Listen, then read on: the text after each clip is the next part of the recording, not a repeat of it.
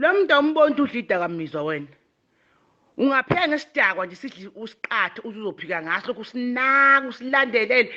Welcome to Zwide Media. If you're new to this channel, please subscribe. Don't forget to like, comment and share. Here's a new video for today. Enjoy.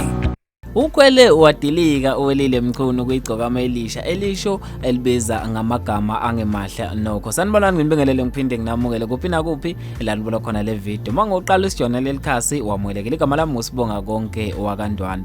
Kubuya ngathi uwelile Mchunu usefisa nokubuyela kuma Blue Nation ngendlela asaphaze ngakhona igcokama elisha. Kubuya ngathi ke izenzo zegcokama elisha seziya ngokumkhuba uwelile Mchunu la velenza khona ke iVN esho ekhwela edilika kuyigcokama elisha. Bafethu ngaphandle ukuthi ngikhulume kakhulu ake nizwele ukuthi uwelile ukhwele wadilika kanjani kuyigcokama elisha. Ubambe la.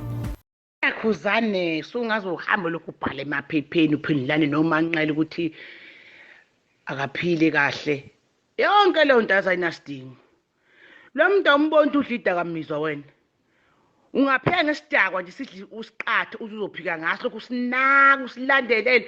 Iyeke le yanto yabo futhi sengithanda ukukuvumela yabo njengoba usho ufuna ukumziba. Hayi ngathi uqinisile. Ubaba wakho nje leyothi mphendula hayi suka. Iyeke lento wena. Lento izokujwayela kabi eyisa nje. Iyeke lento wena. Anisubele nobhemile wena seniwasha imoto kumakhawashi. Thatha ubhemile, thatha ufala bafaka esigincini bobabili. Ushaya ingoma zehawu.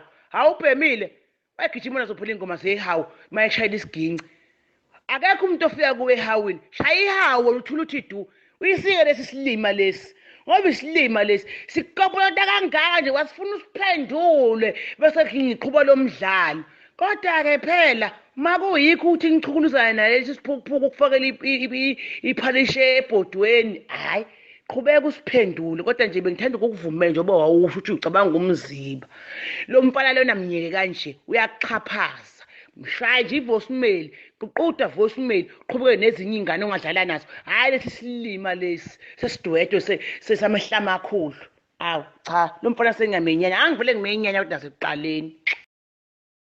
Hayi ke bafethu senizwele ukuthi ke uwelile uthini kuyigcokama elisha. Mina ngikuthanda ukwazi ukuphawula kwakho khona lapha kwi-comment section ukuthi ngabe kuhle yini lokho okwenziwa uwelile Mchunu noma uthi nje cha ukhuluma amaqiniso. Sivele siqedeke khona lapha kwi-comment section. Mina njengentatheli ka YouTube sengiphuma kanje awungibambeke evidweni elandelayo.